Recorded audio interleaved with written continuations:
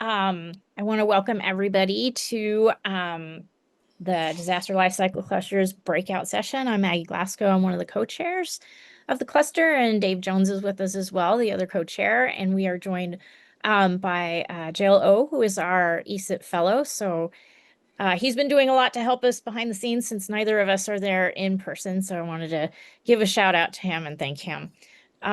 So today we would like to focus the session on a conversation about how the recent changes in the world are affecting how we are able to provide data and what data needs still exist and aren't met and which ones are. So you want to go to the next slide there, Dave? So just some general housekeeping. I'm sure you all know how to be in a session, but if you can mute all your devices when if you're in person, and then just mute yourself if you're not speaking for those on Zoom. And if you want to put your camera up when you're speaking, that's great. Otherwise, we would suggest turning it off when you're not to conserve bandwidth. We would ask that you would please sign into the Google Doc for the session, which is linked both in the chat in the tiny URL and also with this QR code. And if you could add your name, organization, pronouns, location, and email to the document, we'd really appreciate it. And of course, we want to encourage everybody to be asking questions today and also participating in what I hope is a fruitful discussion. So please, if you are online and would like to share your questions or thoughts in the chat, please do. And otherwise, just feel free to engage in the conversation, both with our Zoom participants and those that are there in person. So next. I think I shall hand it over to Dave for these next few slides. Yeah, thanks, Maggie. I just wanted to pull some things into context with the challenges we've been having over the last 6 months to a year. And it's great. I see everybody signing in there on the meeting session notes. I've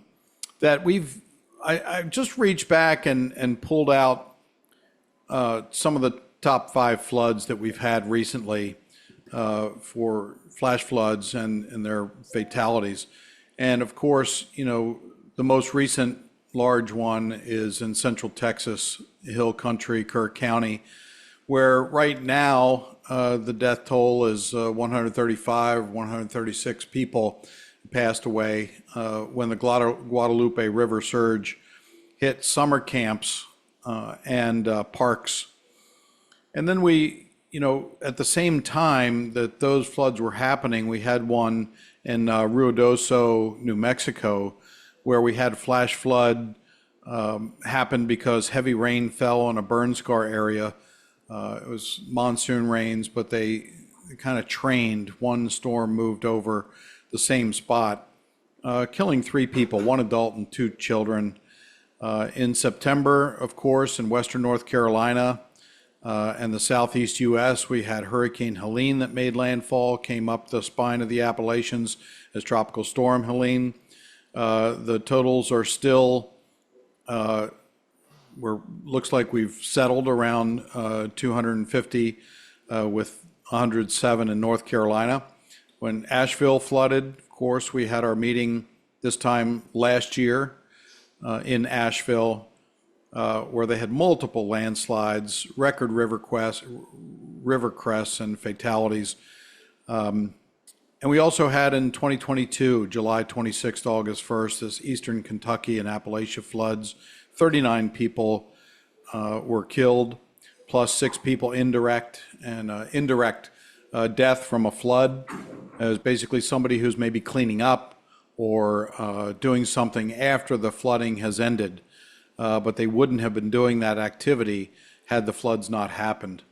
That was catastrophic flooding across central Appalachia. And then in Waverly, Tennessee, you may have remembered in August of 2021, a really intense short span flash flood from record rainfall, some areas getting 15 to 18 inches of rain in a short period of time. which really resulted in this terrible flood. And these are happening all over the place. As a matter of fact, as of Monday, the National Weather Service has issued more than 3,100 flash flood warnings to date this year. 3,100. And that was a record all-time number of flash flood warnings issued by the National Weather Service in their history to that date. And so it's really quite incredible what's been going on with these intense rainfalls. And so as we talk about data and how we access data, how we process it, how we make it available for people to make decisions, I just wanted to show this, and this isn't set in stone. There could be some slight tweaks, but how does critical data reach decision makers? And so, we have data collection, of course, radar, satellites, river gauges, sensors, storm spotters out there. That data is fed into processing and analysis systems, forecast models, the National Weather Service office and forecasters. And then those forecasters decide to engage emergency operations centers. They decide to activate alert systems through their IPAWS system, which is through FEMA, and then emergency notification platforms. I have in yellow or orange, in some cases, decision makers, emergency managers, public officials on the local level will decide whether or not to use those warnings to set off the alarms, the sirens that some small towns or larger towns have. That is a decision that a local official can have and take. But also the Weather Service can issue public notifications through smartphones, through their WEA alerts, wireless emergency alerting system, NOAA weather radio that goes off, and those alarms can go off, which can then trigger sirens, and GIS dashboards. What kind of dashboards are out there that are constantly monitoring watches, warnings, and advisories from the Weather Service? Now, the question is, do these alerts make action happen? Does it really make somebody do something, or does it cause confusion? In places like schools where they have no weather radio, when that radio goes off and there's a specific watch, warning, or advisory, the front office staff knows what to do, and the staff has been trained how to keep those kids safe, where to go depending on the alert or action. But from the public perspective, it is really mixed. It's really mixed. What do people do when they get an alert or an advisory? So here in the Disaster Lifecycle Cluster, we've been talking about and want to keep talking about in the future, but we really want this to be an interactive conversation with you in the room, with you in the virtual room here across Zoom land. What is the next best option? It's to get people to access and trust the data. We want them to do that. And that information needs to immediately spatially orient people and spatially orient the hazard and deliver instructions on what to do. So there's a lot of confusion out there that people don't know what to do when they see a flash flood alert. They don't know if it's for them or is it just for a particular road, and then where they are in reference to that. And, in listening to the plenary before this morning, it was really interesting hearing the comments of, people don't know this. They're not really familiar with that. And people don't know where they live on a map. I mean, we see maps every day in the local weather casts and newscasts. People do not know. If you show them a map, the majority of people can't tell you where they live. And that is a big problem when it comes to wanting to deliver warning and actionable information. So is that the next best option? We want feedback from you. And of course, the goal is That data moves from sensors and models to decision makers and the public in near real time, ensuring timely action through trusted delivery systems. So this is an area that the Disaster Lifecycle Cluster may want to focus on. We want your input, and we want you not just sitting in the room today and in Zoom land to say, "Wow, that was engaging," or "That was interesting," or "That was a terrible session from the Disaster Lifecycle Cluster." We want you to continue to participate in our monthly conversations. And, that's what they are, a combination of presentations and conversations. We want to get this community of practice very active. And so, Maggie, let's introduce Maximilian. Sure. It's my pleasure to introduce Maximilian Dixon from the Washington State Emergency Management Department. I met Maximilian many years ago on one of the big FEMA NLEs, and when I found out that this was going to be in his neighborhood, I thought maybe he would want to join us. So, Maximilian, do you want to go through like a brief introduction, and then we have your slide after that? Sure, perfect. Thanks, Maggie, for inviting me. It was ages ago, but it was a great learning lesson for us for Washington State Emergency Management Division. So I'll talk a little about that afterwards. But I'm Maximilian Dixon. I'm the Hazards and Outreach Supervisor at Washington State Emergency Management Division. So what does that mean? I manage the geological hazards programs, earthquake, tsunami, volcano, as well as the disaster outreach program. So that's individual and community preparedness. And we work a lot with the media, trained public information officers, and we work with the whole community. So all partners, the public, on all things for the emergency management cycle of preparedness, mitigation, response, recovery, et cetera, for the earthquake, tsunami, volcano programs.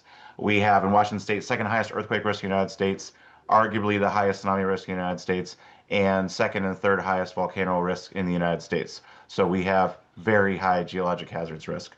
I also work as the policy expert in geologic hazards for Emergency Management Division and work with a lot of international partners.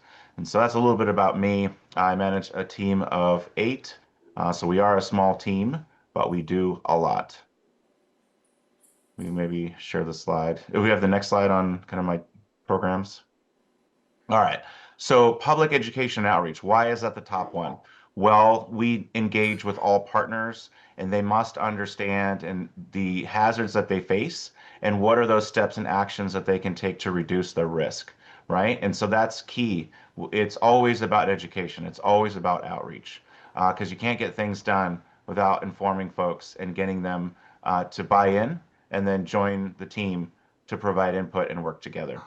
Individual and community preparedness. So we focus on individuals, right? Because the households, right? It's all about people, but also at the community scale, because we realize that individual action can only get you so far, and it really takes a whole community to reduce the risk.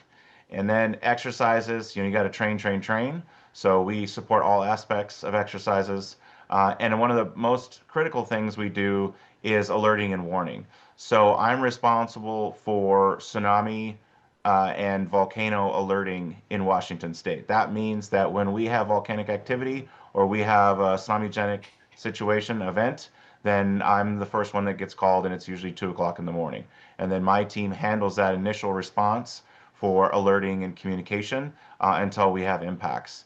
And so talking about the slide going back to the flood warning, right, or flash flood warning, and that whole sort of process slide that was shared by Dave earlier, that's what we do for tsunami. So we work very closely with the National Weather Service. I'm on the Warning Coordination Subcommittee for the National Tsunami Hazard Mitigation Program nationally, and I'm working on updating and essentially assessing and updating the alerting system for National Weather Service for tsunami side. And so that's a big deal for our team. We've been working on that for the last 3 years. So it's extremely important, very intimately familiar with all of those processes and all the steps from communication, from the monitoring to the forecasting to the alerting and then to the decision making on having folks evacuate and reduce their risk real time. And tsunami, you don't have a lot of time, just like flash floods, right? So that's a big part of what we do. And that, we have about 175,000 people that are at risk currently for tsunami at any given time.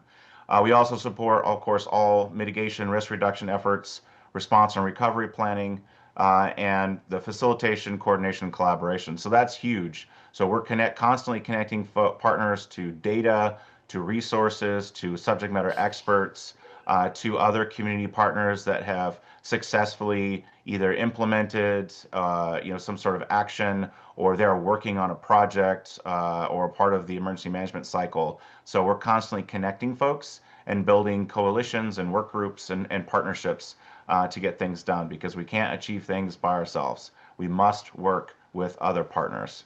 And that's a little bit about me and my team.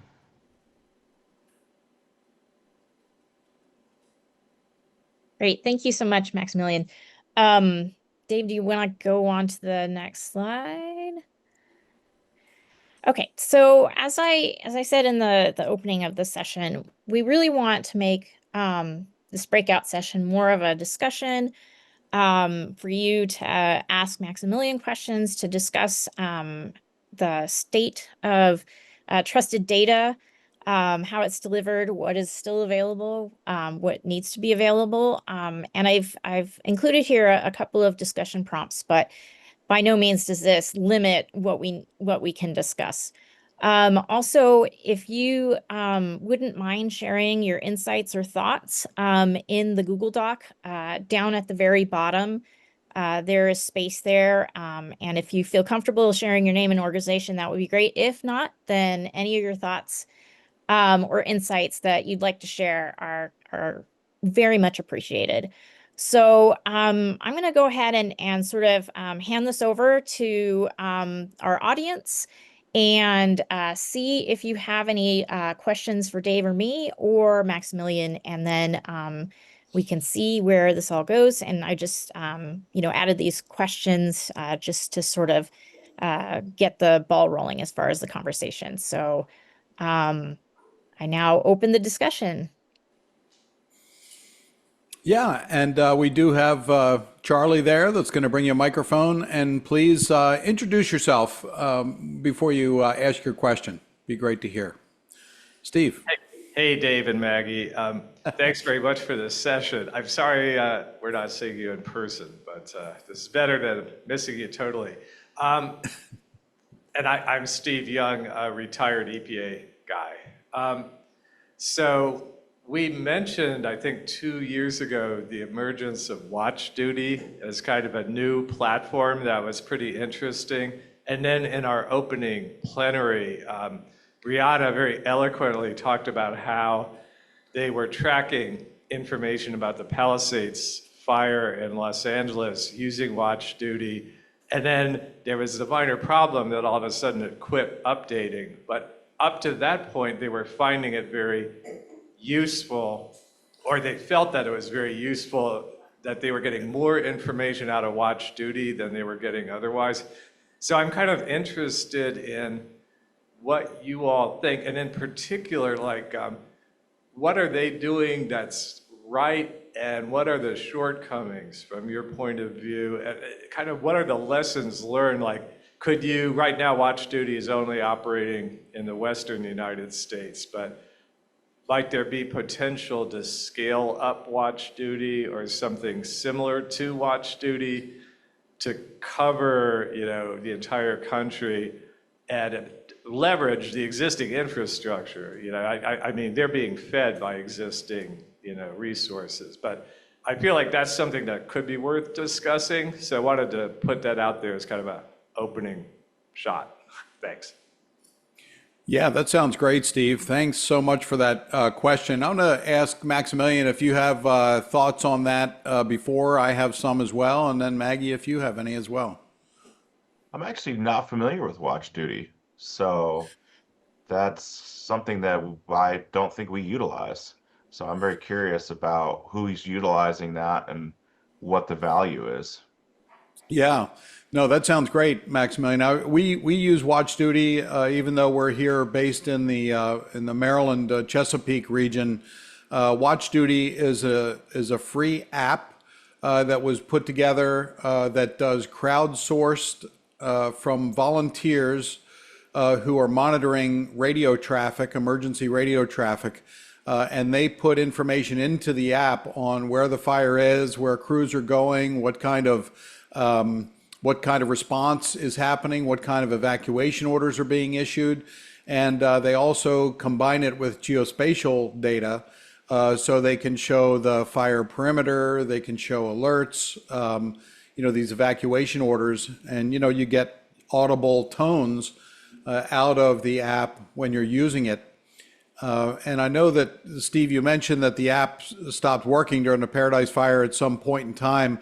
I think that Watch Duty is a really intriguing, as a matter of fact, I forgot who the name of the founder of Watch Duty, but we tried to get a hold of him to be in our disaster lifecycle cluster meeting a year ago, but we couldn't get in touch with him.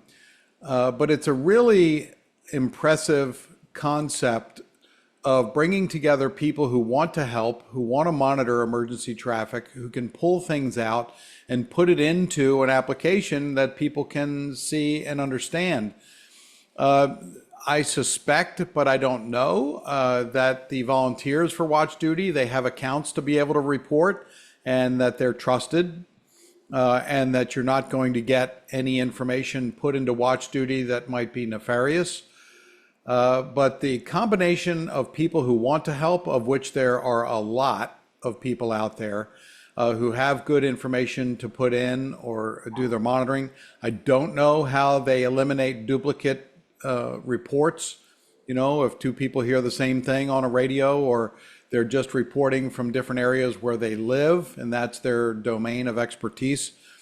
But we've been very interested in trying to combine not just sort of citizen science, but this sort of reporting with geospatial data that is pulling from trusted web services that can come together in a visualization, whether it's a dashboard, whether it's something that can proactively reach out and call somebody if they register, by putting their phone number in, and then let's say a fire perimeter gets updated or evacuation order gets updated, then it calls those people in those new evacuation spaces. I have a friend who started up a company, and they call people when severe weather breaks out. If you sign up, manufactured home industry is really, I think, one of their customers. So for us, getting trusted information in front of people that can be easily understood and digested, I think, is the goal of every emergency manager, probably the goal of every National Weather Service person. But there are a lot of barriers in front of us. Number one, technology, and just what people's level of understanding and using of technology, and even access to technology, including just being covered by cell phone signals. I'm a proponent of Watch Duty. I think it's been a great service where it operates, and I think that they're just looking to expand it with more volunteers and probably more funding, because it's a nonprofit organization. So there are my initial thoughts. Maggie? Yeah, I up till when I heard the plenary talk, was not aware of Watch Duty either. I'm sure most of you that know me know that I am former NASA person, and I worked very closely on a project with the Pacific Disaster Center, where we shared information to them in their platform, Disaster Aware, and they have a mobile app, Disaster Alert. So that is actually the platform I'm most familiar with, and I know that what PDC does is work really hard to obtain the trusted vetted data, and it's only trusted vetted data that is presented on that platform.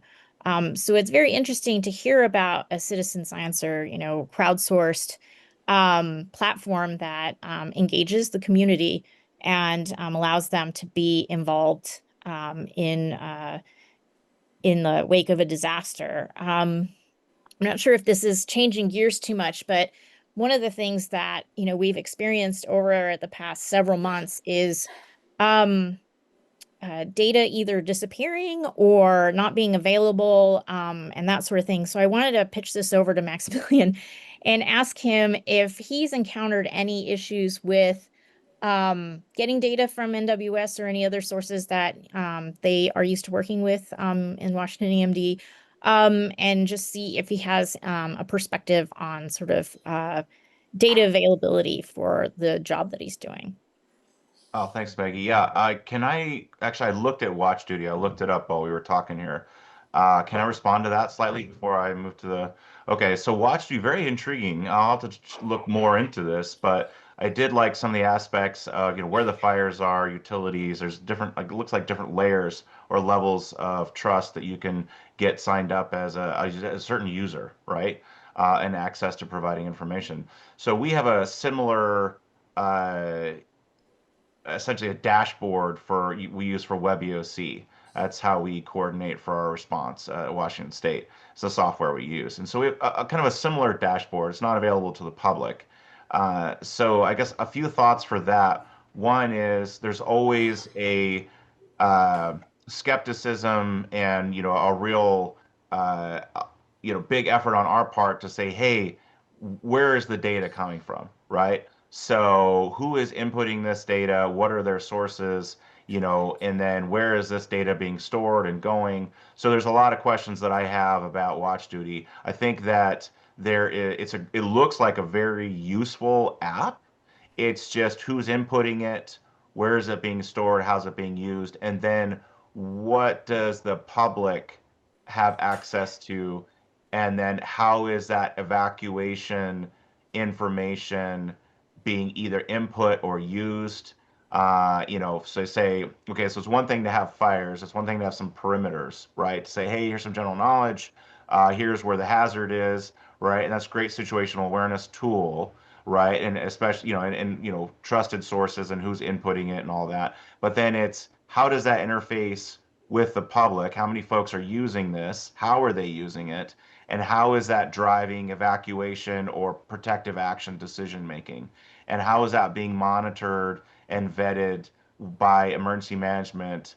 So local level, your state and federal partners, whoever is working on the fires, and then who has the authority to make the call for evacuation, right? It's usually the local law enforcement official. And so what does that coordination look like? What are the checks for the information that goes in there for evacuation? How is that being messaged to the public? And then how are they receiving that and then making decisions, life safety protective action decisions on that? So I have a lot of questions about that, but I think there's a huge opportunity with this app. It's very interesting.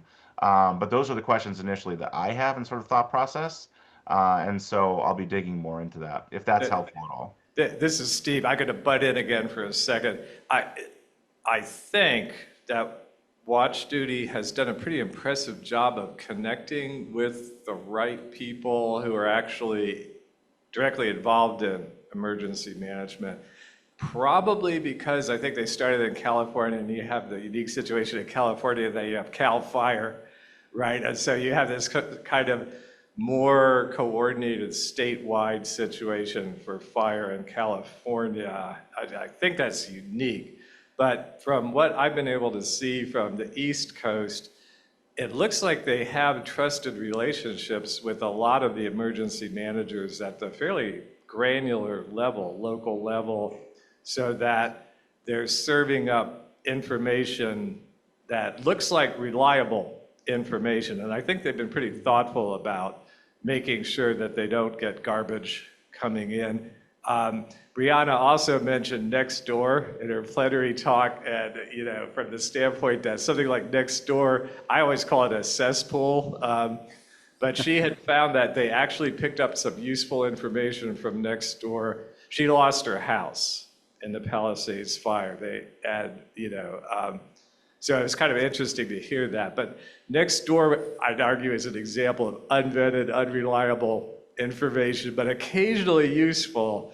Watch Duty seems to be doing a lot of things right from what I can tell. So yeah, I'm glad to introduce you to it, Maximilian, because I think, and probably you have a number of people in Washington who are using it, I would guess, because they definitely cover the whole Western US. So, but yeah, I think it's a good model as a point of departure, at least, to think about some of the issues.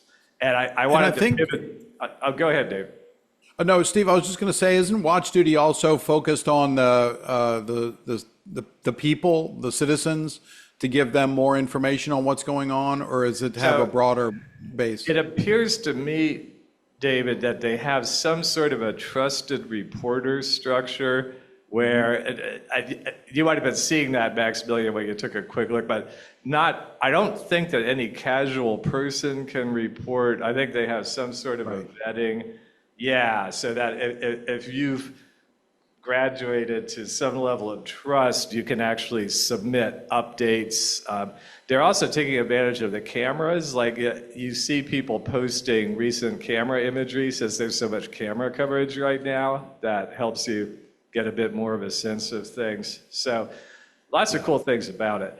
I did want to, Maggie had asked a question of Maximilian that I wanted to make sure that we circled back to because that was a very interesting question. So the question about whether any access to key data like NWS data, whether Maximilian, whether you're seeing any disruptions in your experience. So.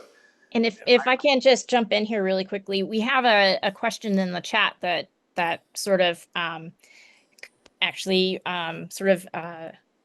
covers that question as well. Emily, would you like to come on to the mic and ask your question, or do you want me to just read it?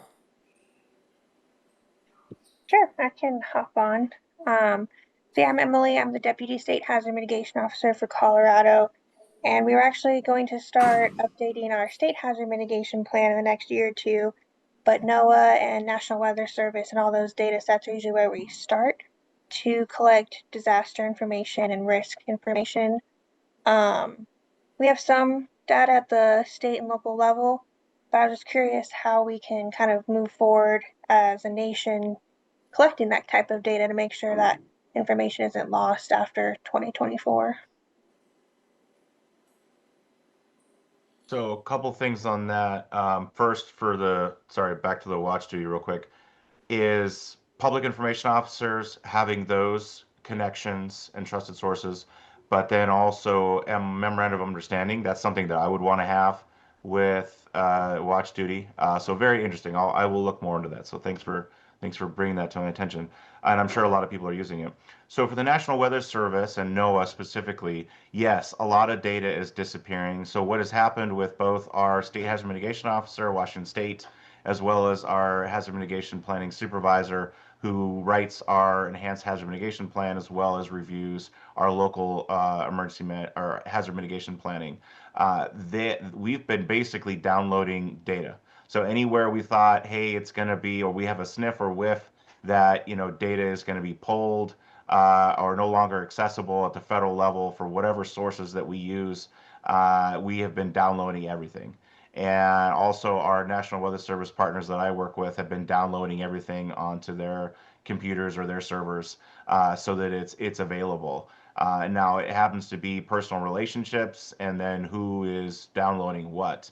As far as an organized fashion or kind of a, I guess, strategic way of doing that, I don't know. I think everyone's just simply, once they hear about, hey, or they think that a website's going to go down or go dark, or a database, then they just start pulling stuff that they need.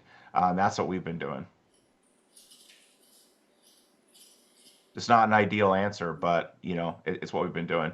Now, as far as there's broader impacts, right? So when the National Weather Service has lost a ton of positions. Now that has compromised the duty officers. That has compromised your local weather forecast offices and meteorologists, right? I mean, as we saw in Texas. So there are a lot of ripple effects and impacts for loss of key staff and personnel, right? And then also you have a loss in not just being able to access the data, but then being able to add to the data. So put new data in, right? Collect and put new data in to maintain the systems, the architecture, the programs and software, right? So a lot of those are on Band-Aid, they're using Band-Aids right now because they've lost some key IT folks.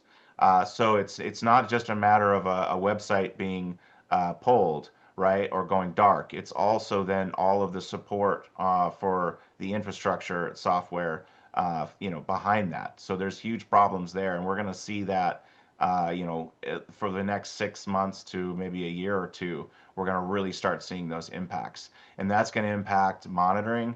It's going to impact forecasting. It's going to impact our ability to compare to sort of historical events for our research. I mean, it's going to impact, essentially everything that we do. Maximilian, this is Dave. I just wanted to ask you as well I know in the Pacific Northwest, you do a lot of Cascadia exercises. And I'm just wondering, changes that are happening at NOAA, are you seeing any changes in the tsunami warning program or the relationship that you have with the folks at the Weather Service for tsunami warning? There are a lot of changes. Some of those I can't discuss because they're being worked on internally, and I'm part of those. But some good things, I guess. Let's start on the positive. So they are unifying the capabilities for both the Pacific Tsunami Warning Center and the National Tsunami Warning Center. And so, despite all the hiccups and certain key positions being cut and the challenges with, it's a very complex process because you have the monitoring side, you have the forecasting side, and then you have the alerting and essentially communication side, right? And so each one of those is being impacted in different ways. But that unification is happening. It's slower. We're not sure how thorough it's going to be able to be. We don't know what other future challenges there are going to be, but that is happening, and so there are improvements. But as I mentioned, there's a lot of challenges. And one of the biggest things that is really frustrating is that not only we've lost key personnel and everything else we have service degradation, of course, which will continue to get worse if we don't have key personnel come back, and we continue to see cuts, right? Now, it's the lost opportunity for implementing software and process improvements.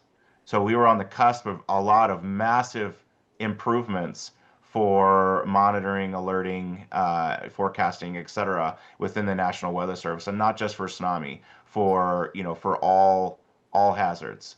And that's been put on pause. I mean, that is really unfortunate because a lot of work over the last 10 years have gone into that, and we were just right there to be able to do a huge update and improvement on all of these processes, and that is going to be one of the biggest missed opportunities. How does that impact your? Oh, go ahead, Maggie. Sorry. Oh no, you can go ahead and follow up on that. But I also wanted to ask Charlie if there was any hands up or anything in the room. I can't see; it's really tiny in there. So if there is anybody that wants to participate in the discussion, Charlie, go ahead and just interrupt us, if you will. Yes. I see Tom. Tom has a question. So I have 3 comments. I'll get them out there. Tom Paris from iSciences. So the first on data, I've heard rumors that some of the critical infrastructure data that NGA had provided to DHS is that program has stopped. I don't know if it's true or not, so if people know answers to that, I would like to know. The second comment is on Dave's opening talk about preparing the audience. And I think I have some personal experience with a program in Vermont called Hands on Nature, which is a school curriculum. It's targeted to K through 3, which might not be appropriate for disaster work, but the basic idea was that there was an NGO that once a month would train parent teachers who would then go into the classrooms and teach a module in a 3-year rolling curriculum. This is more about environmental science generally, not disasters. But you can imagine a situation like that, or a program like that, maybe for middle school age, where it might be more age appropriate to deal with disasters, to talk about the science of disasters and the response and how the warning systems work and actions that take place. It's a very effective program. Not just my kids, but neighbors' kids, years after we taught, would come up and they had retained this conceptual information about environmental science in ways that I would have never imagined. Part of it was the skill of the curriculum developers, but that it was tailored to Vermont, so you'd have to come up with a different one for state by state. But it allows you to do it at scale. So you have a team of 8. You can't afford to go into every classroom in the state. So this idea of having trusted agents go into the classrooms and deliver curriculum at scale, and you're not just teaching the kids, you're teaching the parents, which is also really critical. So that part's really important. And then the last comment is, as a researcher in this field, one of the things I'm always looking for and have trouble finding are case studies of specific disasters, what led up to the disaster, how did the warning systems work, how did the public response happen, what were the after actions that were taken, and were they actually followed through on. So just having a repository of structured case studies that we can go through disaster by disaster, I think would be incredibly helpful. Impacts as well. Tom, that's a good point, and I just want to say something about the last point you made.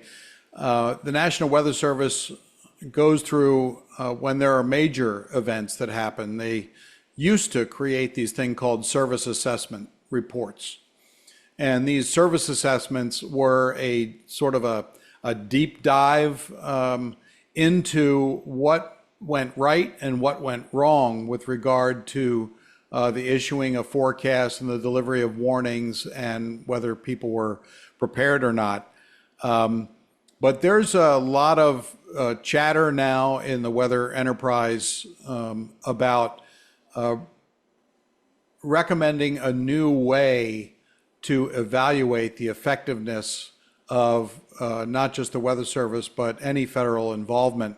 And that's by creating like an NTSB-like investigative board that will be applied to weather and disasters, where it's a multitude of agencies that come in, and it's not just NOAA grading NOAA, right? And so that's going to be really interesting, because I think that the new incoming NOAA administrator, no reason why I don't think he won't get, he'll get approved, is he has said that he's very interested in taking that kind of approach.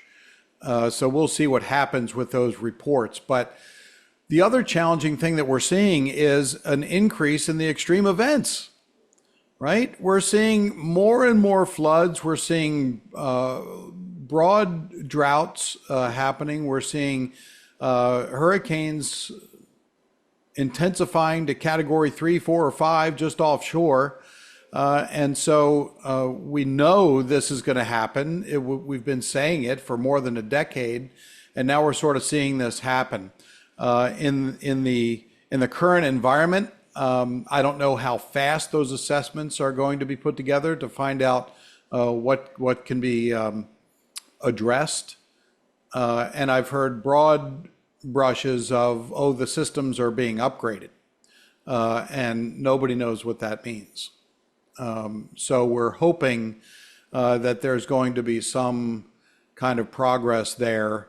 And, I like the idea of training parents to go in and train around. I got to tell you, there's more and more people that are super qualified to do training that are becoming available or retiring or whatever. And I think a lot of people are going to want to turn their attention to doing good.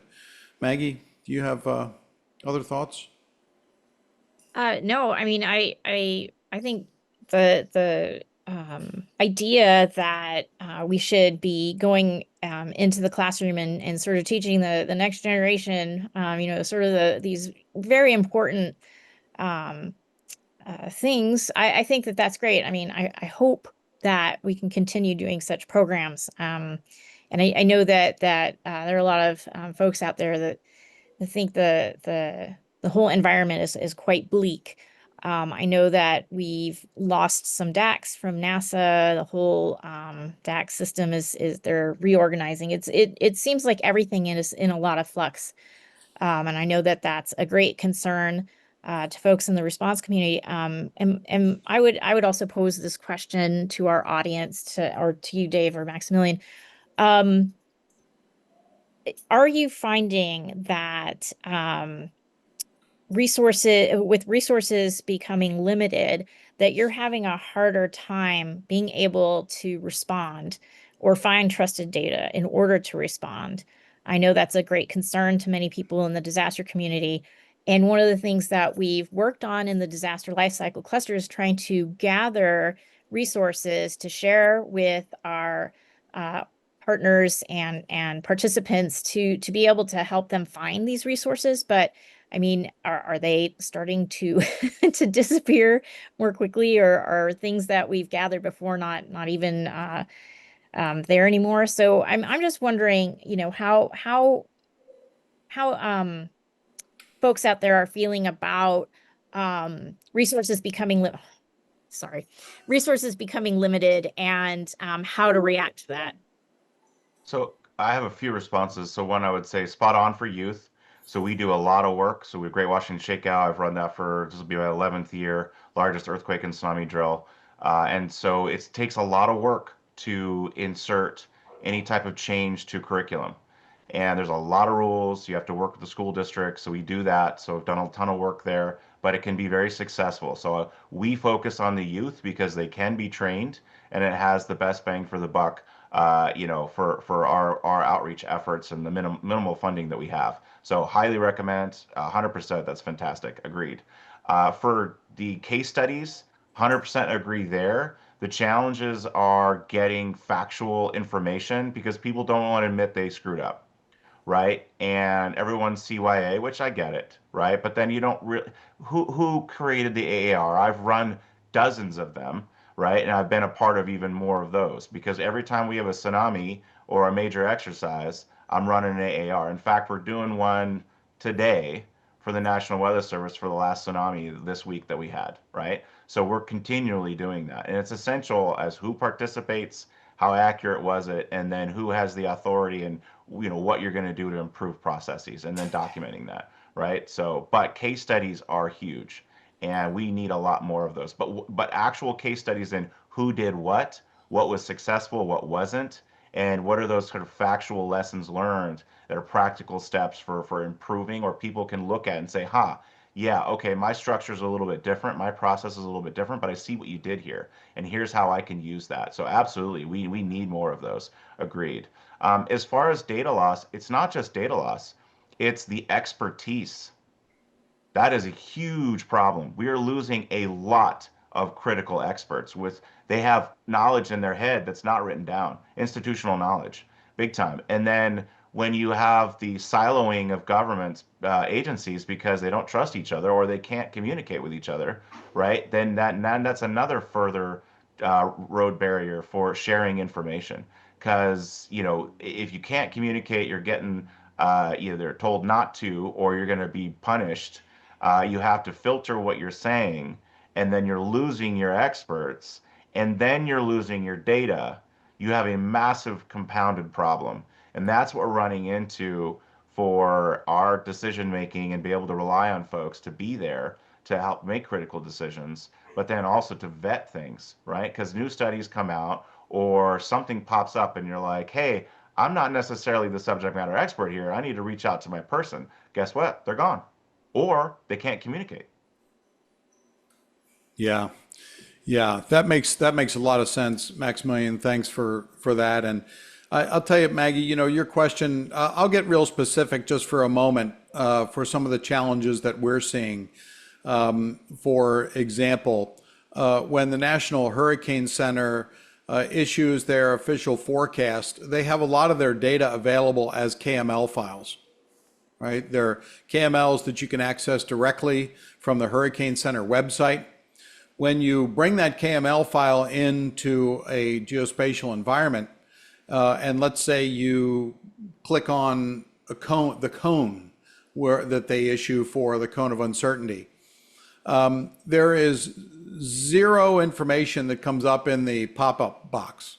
It's just you click on the cone and you see it's a cone, right? I have been working with the Weather Service, and they've been able to do it in some areas, but they're losing a lot of opportunity by not putting critical information in that cone, like what does it mean for people who click on it. And so just embedding critical information into those pop-out windows, the metadata boxes, or whatever you want to call them, can go a heck of a long way in communicating information to non-technical decision makers who might come across a dashboard that they click on and it just says nothing. So I'm currently involved in conversations with some of the Weather Service folks and contractors, and every single time, Dave, that is such a great idea. We can't do it with our current resources. We can't put that information in there. So I just have to interrupt for a second. Is everyone doing okay? It's getting pretty warm in here. Yeah, we're starting to get some cooling finally. Okay. Okay, sorry, we had some time. I mean, we have an option to move to another room, to plenary room, if you guys want to, but you can also stay here as well. Okay. Okay, so we're gonna be here. Okay. Okay. would anyone like a drink so you don't fall asleep? All right. Can I Sorry for the add interruption. something? Can I add something to this conversation? So Yes. for losing your experts, right? We also have emerging technology, so AI, right? So in my agency, I jokingly say we're in the Bronze Age, right? So we went from the Stone Age to Bronze Age during COVID, and I don't have the time to get into why that was. I was operations lead for 2 years for COVID response for the state of Washington. But, we had some improvements, right? However, I don't have any AI experts. I am rapidly losing my federal subject matter experts for a lot of different complex, software, data, and monitoring, forecasting, et cetera, right? And so the folks that I would typically rely on, and even at the university level, right? I'm losing my folks that I would lean on to say, hey, I'm not an expert in this area. Tell me what this is. Or is this a trusted person, a trusted source? Are you aware of this, the study that came out? Or have you worked with this company before? What is this software? Who uses this? Okay, tell me the details on this, right? And so we heavily rely on that because we don't have in-house experts. Right? I have a couple GIS folks that are pretty good, but they're not on the level that I would be able to access, say at the federal level, right? And even then, most of those folks are gone that I would rely on.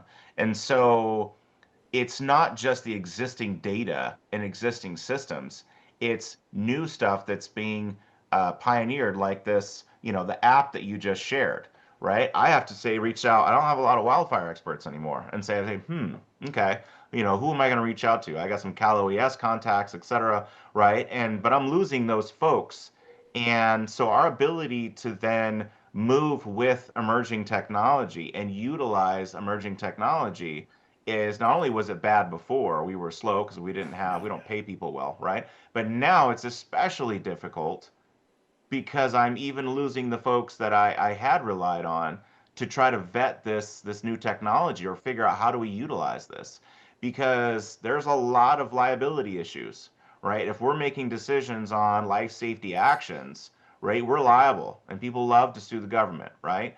And for various reasons, right? And so we losing that, we're super hesitant to be able to then use this emerging technology that could be very helpful for life safety, decision making, situational awareness, educating the public, helping them to figure out what their risk is and what to, I mean, there's a lot that we're opportunities that we're missing out on. So as you see, as our impacts are happening with data and people and capacity and trust and sharing, this will simply compound, and government is going to get further and further behind in the technology, process, and cutting edge ability to be able to utilize this technology or to help steer it right towards good use.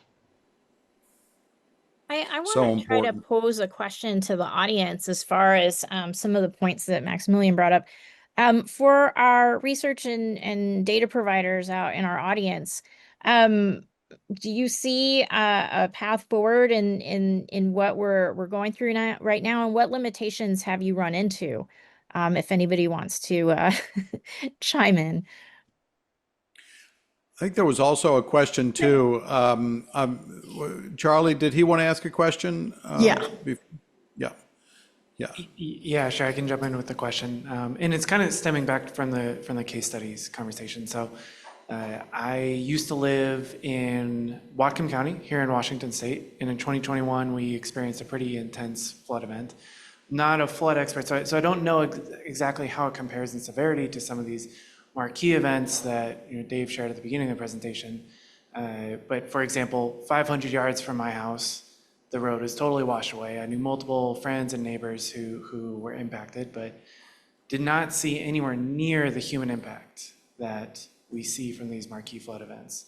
So Maximilian, I'm wondering, what do you see as different about a flood event like that, if you're familiar with it, and these flood events that we see, around the world that are so much more impactful? And I think the question behind the question is really, what can we learn from the positive use cases or the positive responses that we should be doubling down on? So if you're not familiar with that particular flood event, I wonder if there's I am. a flood event. I was Okay, operations yeah. So go ahead. Yeah, I was operations chief during that. So the big thing, a few things from there is, one, it wasn't like a flash flood, right? We had warning, and we had time to respond. A couple of challenges was getting enough sandbags. So we had to do a lot of, so I was handling resource requests for that, and it was very challenging to get Army Corps to get enough sandbags in sort of the wide area that it was impacting the multi-counties, right? And so that was a challenge. So enough resources, right? And we were already taxed with COVID response. We were taxed with cyber event, right? A situation that we were handling. We were, there was a lot going on. So, we were taxed as a state. And so it was tough to get resources there. The other challenge was at the local level, because of the COVID response and other, essentially disaster response that they were doing at the local level, they were quickly overwhelmed. And so we had to send in essentially our State Emergency Operations Center representatives there to help assist. And it's really tough as someone who's really in the thick of it, in the trenches, to recognize and have that self-awareness to say, hey, I'm over my head. I need help. I'm getting buried here, right? There are things that I'm missing.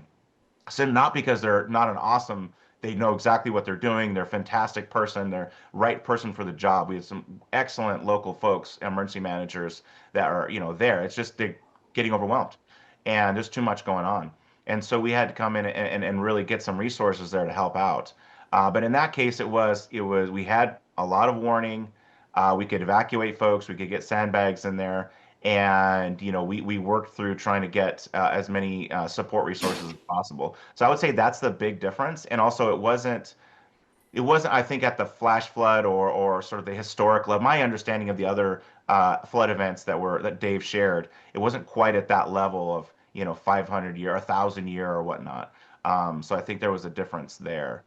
But it does highlight that timing is huge. So how much time you have between when you're getting the alert and warning, i.e. the forecast, right, and the alert and warning, and then how much time you have to act, right, to either evacuate folks or try to get sandbags or what you're going to do to help mitigate that flood impact, and how much time you have and what's the severity, right? And so those are huge factors. And in this case, in the Whatcom floods of 2021, and I think it was Skagit, and there were a number of counties that were impacted.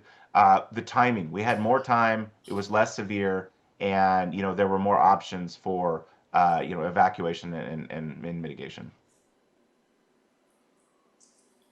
Really quick, to the person that just asked the question, could you just quickly introduce yourself because we didn't get your name and affiliation, if you wouldn't mind?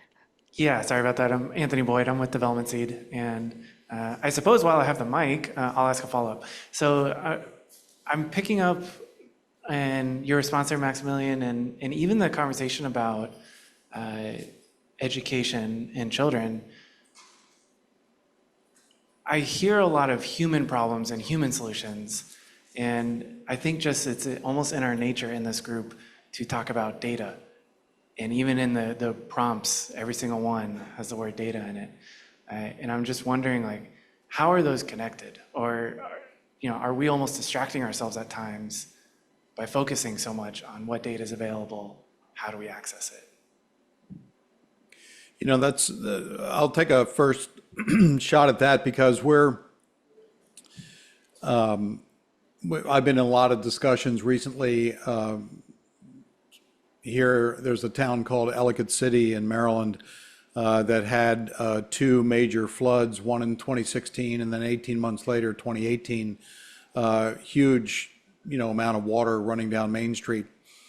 And the conversation turned to how could these people have gotten warnings? They did get warnings from the Weather Service, but in looking at the recent floods and floods throughout Kentucky and all that stuff over the last 5-6 years, I'm more and more convinced that we need to engage the communities, talk to them about what do they consider a flood, what do they consider something that they want to be warned for, and get that input, and then see how we can use data to put together those human inputs, those human solutions. Because clearly, the Weather Service has been issuing flash flood warnings for a very long time. They have hired social scientists, and they're taking a social science approach to utilizing different language, different words. What words motivate people to do something, and get that out there? Every meteorologist around the country is probably hitting their heads against the wall, saying, why don't people listen? Why don't they understand what's going on and act? And it's because we're probably speaking two different languages. And I think Karen Moe, who's online here, who was a Disaster Lifecycle Cluster co-chair for a long time, since the beginning, has always talked about common languages, right? And using common phrases and making sure we can map between them. But when we have to deal with the fact that most people don't even know where they live on a map, and we're trying to use geospatial data and rainfall information and flood models to explain to them what's going to happen, and they have a flash flood warning, but not using specific information like their house, people aren't going to react. So I think you're right. Data plays a big role in ESIP. One of our mantras was making data matter.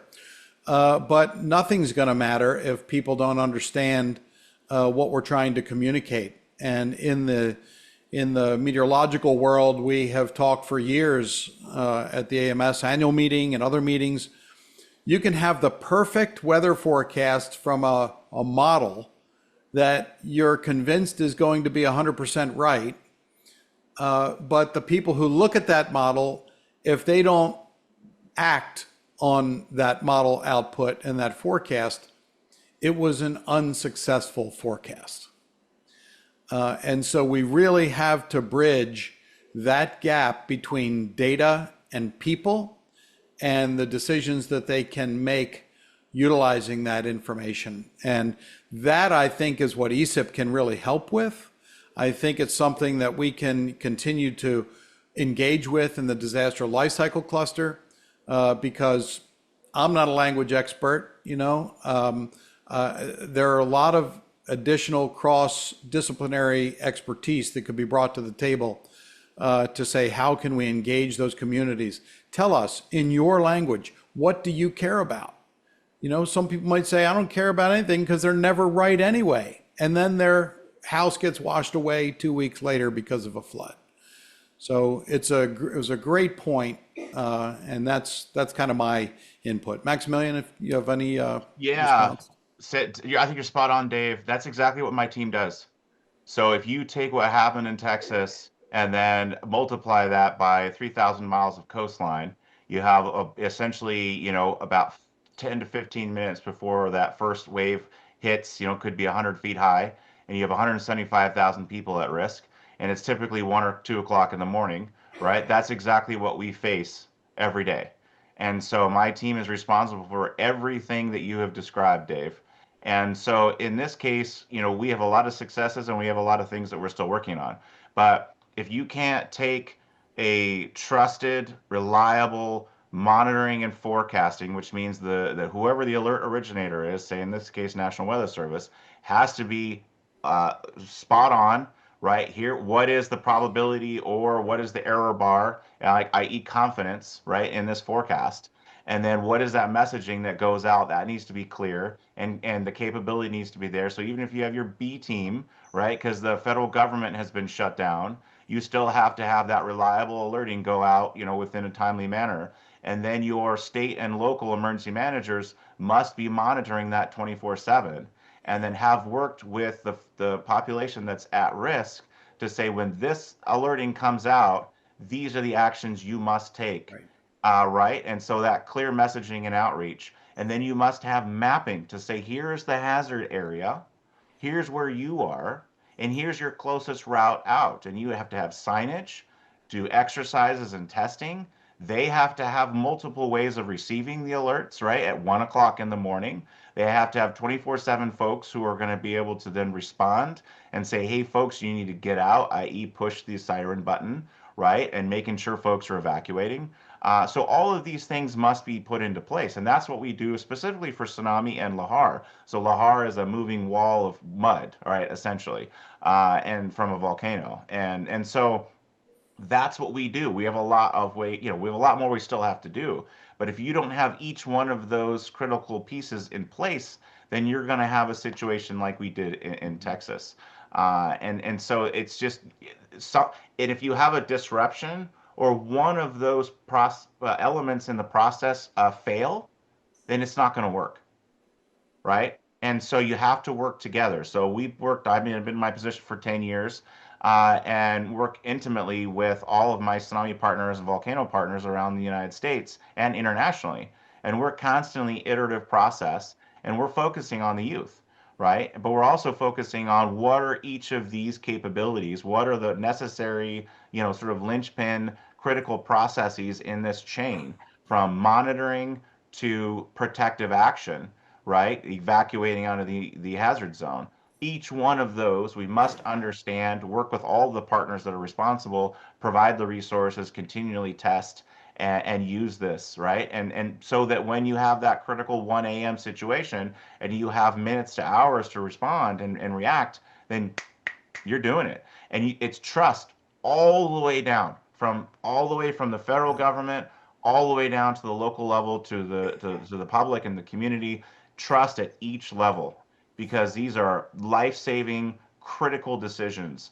And people are so inundated with, information these days and distrust, and, then you have to be super clear. So one of the ways I like to describe this is, we've radically changed our outreach approach in the last few years, because people are so inundated and there's so much misinformation out there and distrust, that if you take an example, I look at this, each time you get a electronic product, right? Let's say you get a TV, right? There is literally a 1, 2, or 3 page, the most simple instructions. If you're going to look at anything on how to install this, just read this very easy step 1, 2, 3, 4, 5 thing, right? That's it. That's your basic, what you need to know, like foolproof, right? In a lot of ways, and there's some are bad, right? But to set it up, right? And then if you have run into an issue because you have a unique challenge or something, you can go into the larger, instructions, right? Or you can Google it, right?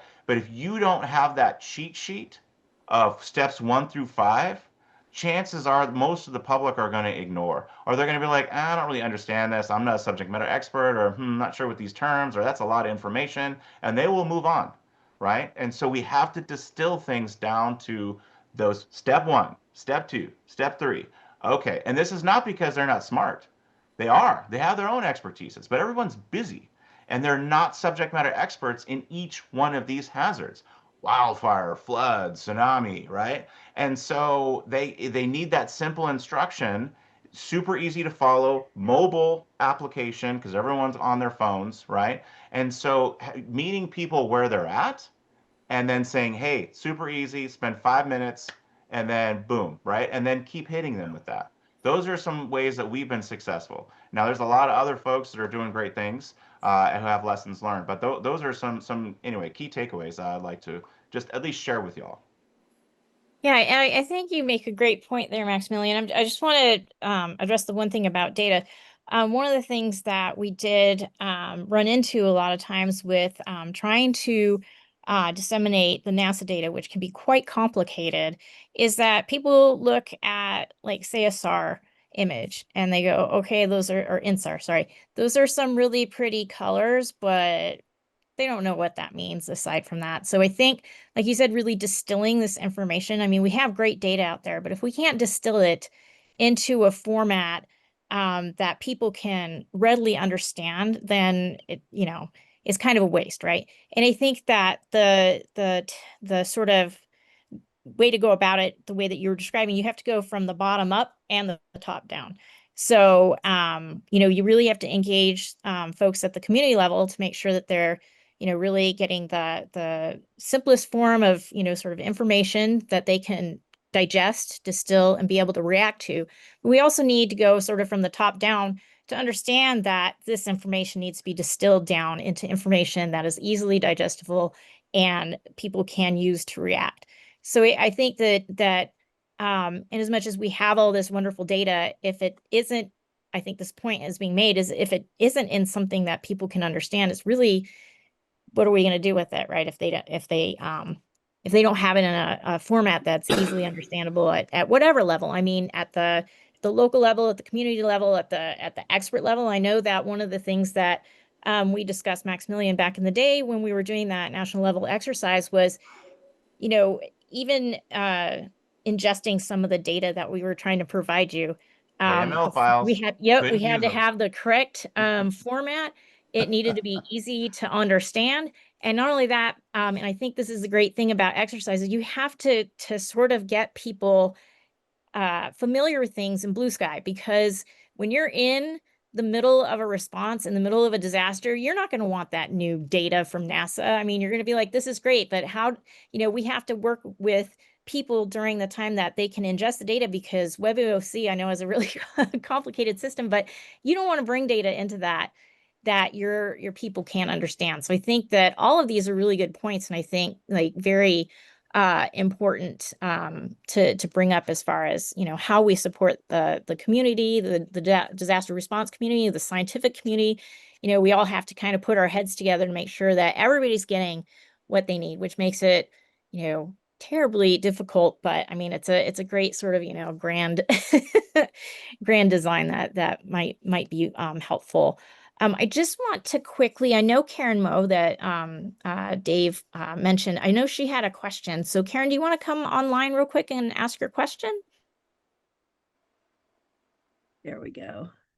Yes. I actually was in my first flash flood here in the Washington, D.C. area just a few days ago, last Sunday or Saturday. And yeah, I left and it wasn't raining. And then, we had 5 inches of rain in a couple of hours. And what I found is that my navigator I was using Google Maps, did kind of take me away from the major roads, and I figured it was probably avoiding all the traffic and the slow cars on the major, like the interstate. Anyway, that got me to thinking as I'm sitting here today, is there something like that wildfire watch for floods? And of course, floods are much more localized and move much more quickly. But people are going to continue getting caught in them unexpectedly. And I felt I was really lucky that after I got home and was able to read about where the really dangerous places were, my navigator actually took me north of that area and got me home safe. Was that lucky or or what? And is anyone thinking about this? And so I did a search, and it does seem that the city of Hampton, Virginia, was having a lot of this problem apparently, and they have developed a tool a couple of years ago called FloodWatch. And so I started looking at that, but it does seem like it's a very localized kind of skill. Yeah, that's great, Karen. It's great to see you first, and I'm glad you got home safely. That flood really was pretty amazing, the way those storms moved, where Washington, D.C., central D.C. and south, nothing. Right across that northern section, including Silver Spring, there were water rescues. And 5 miles to the north, nothing. And so it was really quite incredible. And, down there in Hampton Roads and Norfolk area, they have sunny day flooding. Anytime they have a king tide, they flood. And that's why they're able to do some of their apps because even, I know there was even a church there that had in their lobby and on their website the NOAA tide charts. And when it was going to be high tide, don't park in the lower parking lot. So, people are learning about sea level rise at church, which is good because that's probably what they'll tend to trust more. But it's a flood app like Watch Duty does not exist. It doesn't mean that it shouldn't exist. I think as Watch Duty shows more expansion and they build their network of trusted people, that those same people could be used for various hazards, right? So Watch Duty may turn into something a little broader or have little icons you can touch if you think it's a flood or whatever. So they might be able to evolve that. At least that would be my vision for them down the road. That if you've spent all that time to establish a trusted network of people who can listen to emergency radio traffic and turn that into a coherent message that can get out to people, that's a talent. And that's a blend of trusted reporters and geospatial data, because the Weather Service will always be issuing those polygons. But people don't understand if they see a polygon and there's a flash flood warning for them, does that mean they can't just go up the street to the market and get something and come back home? Oh, no, that's fine. We can do that. Well, that's where the road's washed out, right? And they just don't know what's happening. Dave, we've got one more question in the room right now. Sure. Okay, Charlie, thank you. It seemed like a good question when I thought of it, but it might not be. So it's taken me a whole career to realize this, but I've done geospatial science my whole career. I love looking at maps. I love producing maps. I love analyzing maps. But what I realize is that most of my customers don't give a hoot about maps. They're too dense. They don't like to look at them, every day like I do. They want to just they want something much more digestible than a map. Now I don't know what the answers to that are, but zip code lists or something that doesn't require that sort of spatial literacy to get that last mile communication. The other piece, and I asked this to someone yesterday as well, is more and more it seems like our political elites are using disasters for advantage-seeking behavior. So disaster happens, it's their fault, not my fault, vote for me, I'll do better. And I am wondering if there's anything we can do as a community to sort of defuse that type of behavior. Real quick before we answer, could you please identify yourself and your organization? Sorry. Oh, sorry. Tom Paris, iSciences. Great. Thanks, Tom. I've got a response for the first question. So for something that's really worked well for us is simulations. So short simulations, like an example for, let's say, storm surge or tsunami inundation. So showing the community, showing the inundation of a short clip video, 30 seconds, a minute. That has been the most effective tool for community decision makers, commissioners, mayors, city council, community champions, by far. And so maps are great in a lot of different ways, and we use them, for evacuation maps, inundation maps, and there's a lot of different uses that are critical, right? But simulations have been the most effective. They speak for themselves if you do it right, and I'm colorblind, so please use the appropriate colors. But so yeah, I would say that number one is the most effective that we've had for visual. Yeah, there was a meeting that I had at one point with the director of AOML, the Atlantic Oceanographic Marine Lab in Miami. They're part of, underneath of them is the Hurricane Research Division. And I was talking to him and saying, how do you get people to evacuate when there's a hurricane that's about to make landfall or coming ashore?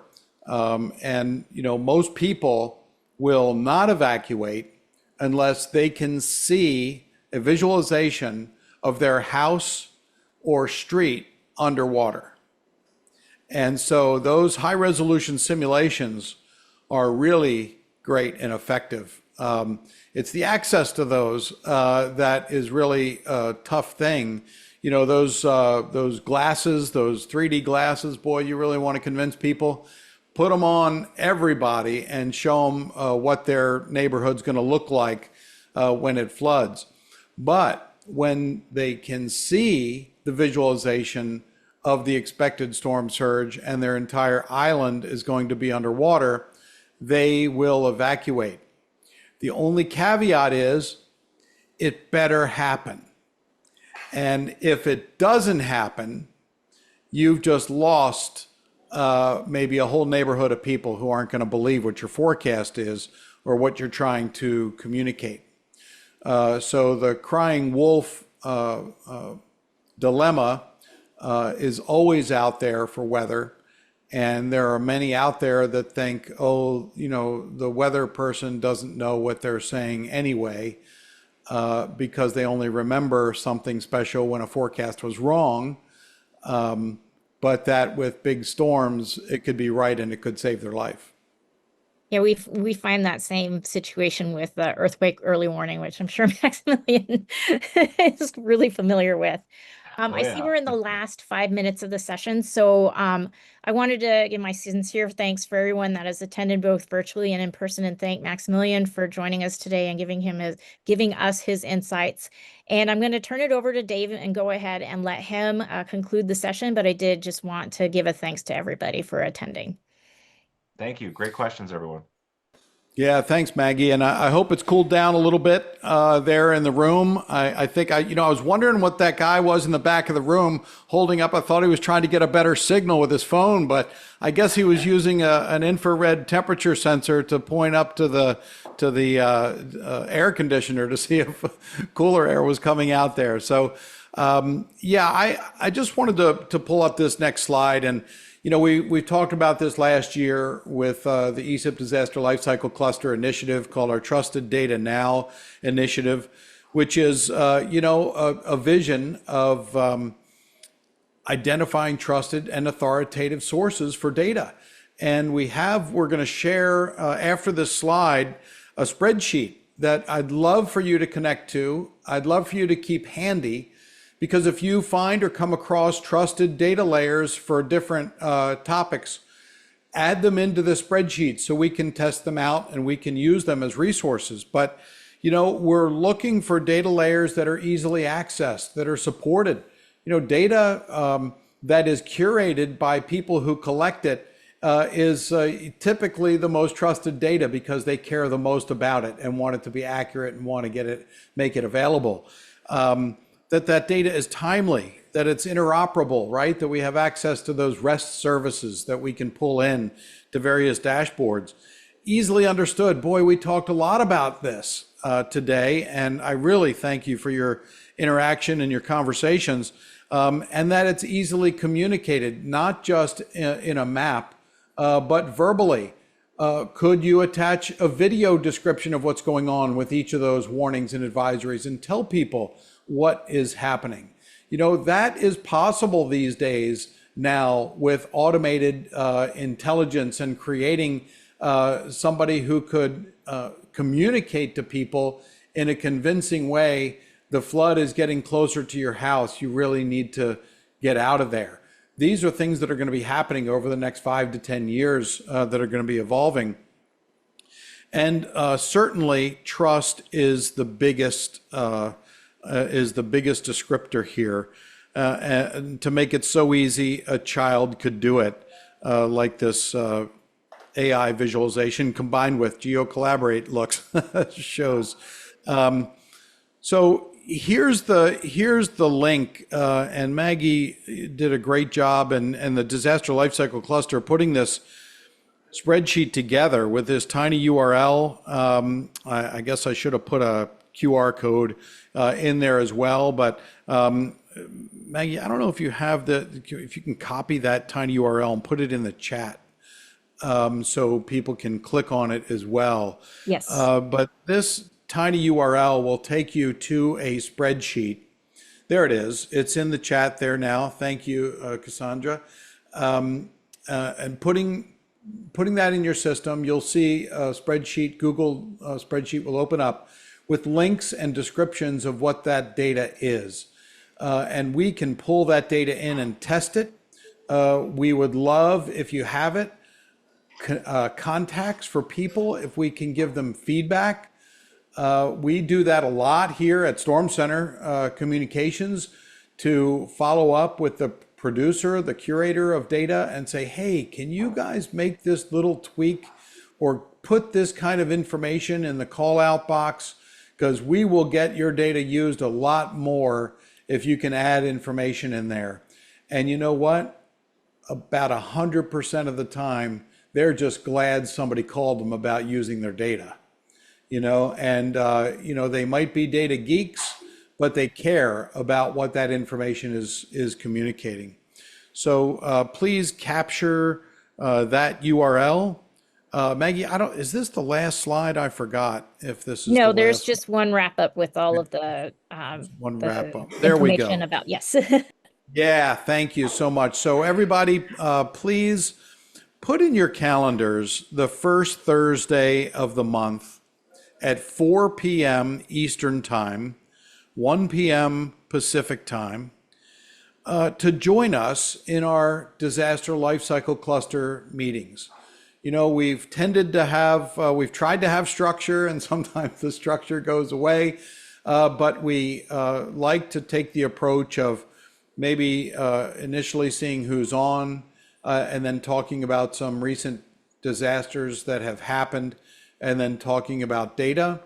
But I really love the question, what about people? And, you know, what are we doing to get across to people, and how can we get people's input from communities? And I will tell you that I can't be specific because it's not totally official yet, but we're about to be engaged with a coalition that serves 47 communities in a state on the East Coast, who is desperately looking for ways to connect with their communities of 700 to 1,500 people. One of their biggest challenges is sending people alerts so they move their cars out of the parking lot when the tide gets high, right? They don't want their cars to get totaled because salt water touched the undercarriage of the car. But it has so much more to that. And we're going to be working with communities so we can get what matters to them and get that input so that can be put into and supplement Weather Service warning criteria or alerts or high tide, king tide notifications, things like that. And so maybe by this time next year, we'll come back and talk about that project and what it's resulting in and how communities have been participants. But you see Maggie's email address there, my email address. We're the co-chairs. It doesn't mean that you can't participate and bring up ideas for the next ESIP meeting. The next one is the winter meeting, which will be likely all hybrid. And then the next summer one will be in person again and hybrid. But we want your input. We want you to feel like you want to make a difference. You're close to making a difference, but you just need this little kick or help or, whatever. ESIP might have an organization in it or ESIP collectively to help you get over that hump. And that's the great thing about ESIP. So you can join the disasters email list down there at the bottom. I've linked it in the chat as well. Both our great. emails Thanks, and Maggie. yes. I see it there. So click on that email list, join the listserv, and you'll get updated on what we have available, what's coming up in the upcoming monthly meeting. And of course, we have a Slack channel as well within ESIP. If you join Slack and become a member of the Slack community within ESIP, it's all open. You can join the Disaster Lifecycle Cluster channel. I'm the co-chair of the Wildfire Cluster as well. So we have the same domain in the Wildfire Cluster. And one last thing is we put our meetings on the YouTube channel for ESIP.